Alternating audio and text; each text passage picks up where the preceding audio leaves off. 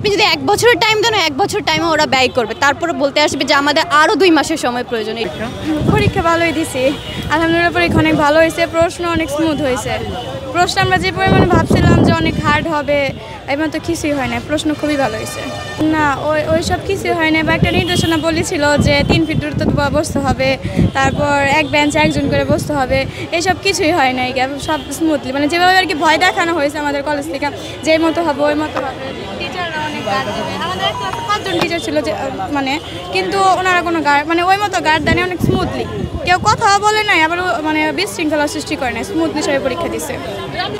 না পরীক্ষা পিছনের মধ্যে আমি সাপোর্ট করি না, কারণ পরীক্ষা এখন প্রস্তুতি না শেষ আমাদের। এখন যদি 2 মাস পিছিয়ে কেউ পড়ালেখাই করবো না, শুধু 2 মাসের মধ্যে কি পড়বো? মাস্ক পরে আসতে হবে, মাস্ক খোলা যায় না ভেতরে।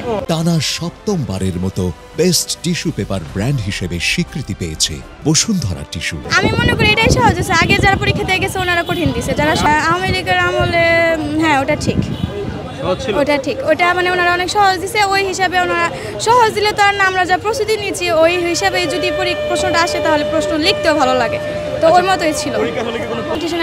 স্যার ম্যাডামই তো বললাম অনেক স্মুথ ছিল, কেউ আসেনি, ম্যাজিস্ট্রেট মনে হয় আসেনি।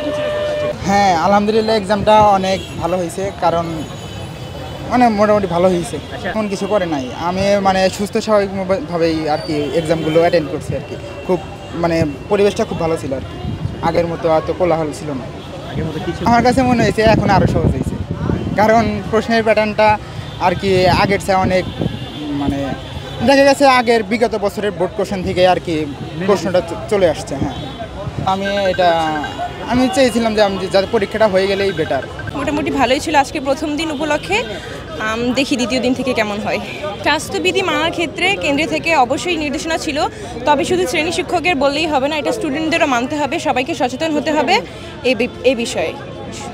জি অবশ্যই না, এটা একদমই অযৌক্তিক একটি আন্দোলন বলে আমি আখ্যায়িত করি, আমি এটার মধ্যে ছিলামও না, আমি এটা অযৌক্তিক মনে করি। এমসিকিউগুলো একটু বেশি প্রয়োগমূলক পড়ে গিয়েছে। না আমার মনে হয় পর্যাপ্ত সময় দেওয়া হয়েছে আমাদের সবাইকে, তো আমার মনে হইতেছে যারা সময় ব্যয় করেছে তাদের কাছে এটা হয়তো সময় প্রয়োজন ছিল, বাট আমাদের কাছে মনে হয় না যে সময় দরকার ছিল। আর আমার মনে হয় এটা অযৌক্তিক, এটা একদমই যুক্তিগত না।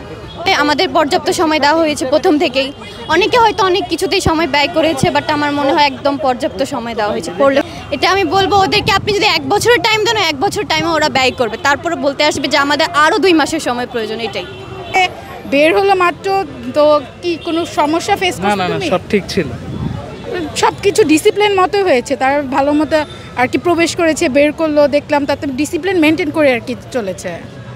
এক্সামটা পিছিয়ে যাক, কারণ দেখা যায় তার যে একটি স্পিড আছে সেই স্পিডটা আমার মনে হয় নষ্ট হয়ে যাবে।